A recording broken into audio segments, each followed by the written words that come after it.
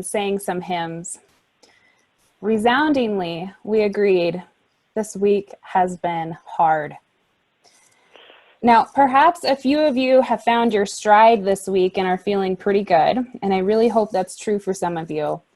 But I'm guessing many of us are over that initial joy of wearing pajamas all day, and we're probably struggling a bit. For me, I hit a low on Wednesday. I was short-tempered and out of patience with the kids.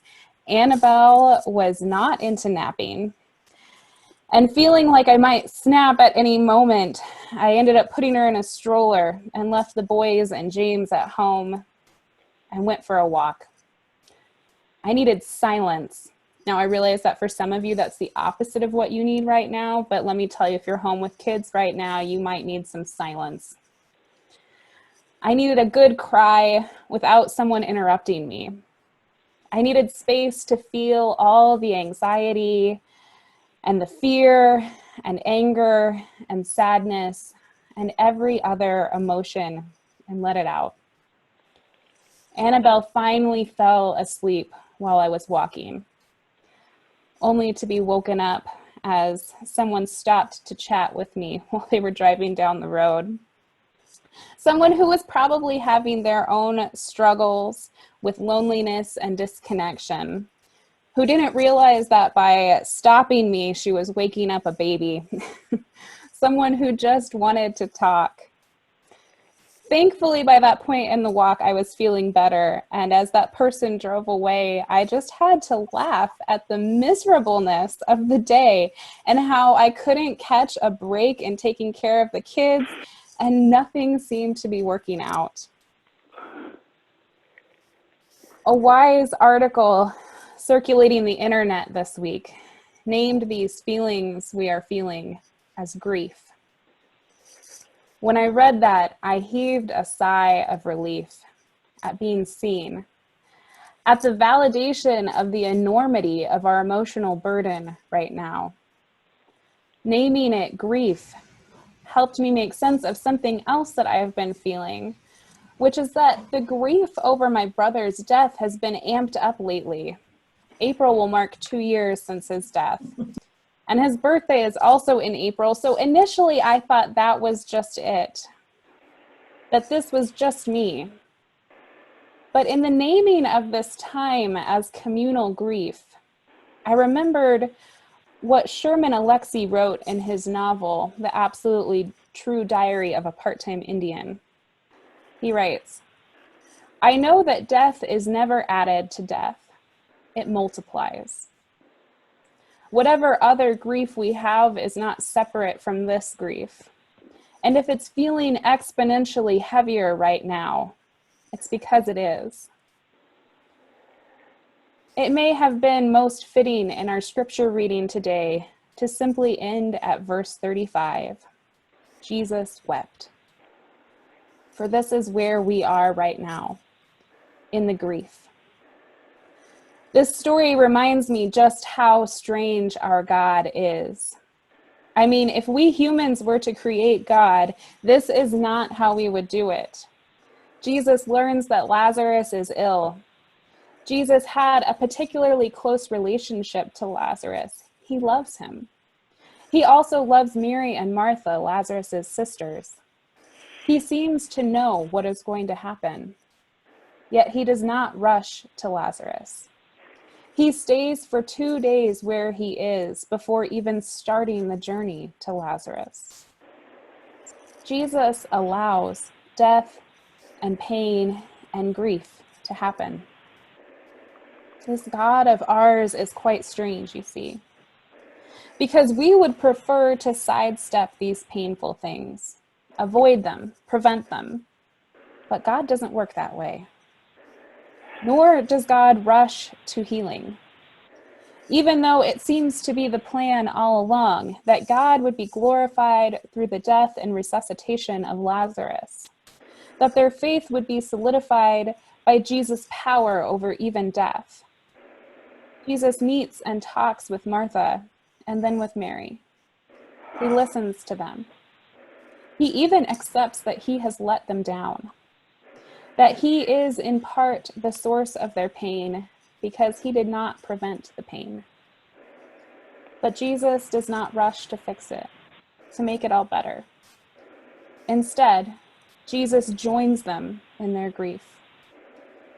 Jesus was greatly disturbed in spirit and deeply moved, John writes. And Jesus wept. I've seen a lot written about good habits to start or continue in this time of sheltering in place. Turn off the news, make gratitude lists, get outside, go for walks, listen to music, create art. These are all wonderful things, and I truly hope that you are making plenty of space and time for them right now. Sometimes I feel, though, that we rush towards self-care as a fix, an escape from the pain. But one thing I've learned from grief and from my little children with very big emotions is that the only way out is through. If our self-care is a way of sidestepping how we are truly feeling, then we aren't giving ourselves the care that we need. We need to do what Jesus does. Step into the emotion, to feel it.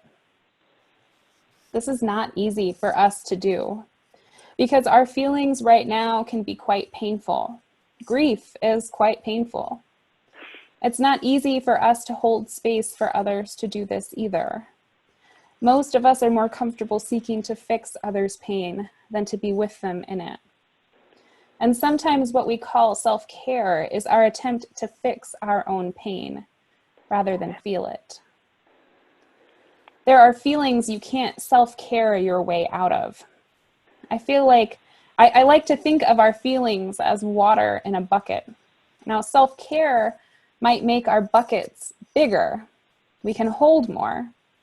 But unless you're pouring some of those feelings out, unless you are moving through the feelings instead of holding them in, you will still have a lot of water in your bucket.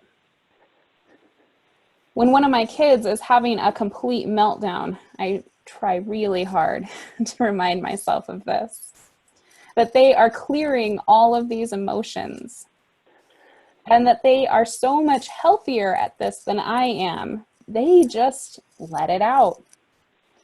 And when they are done, they're like new people.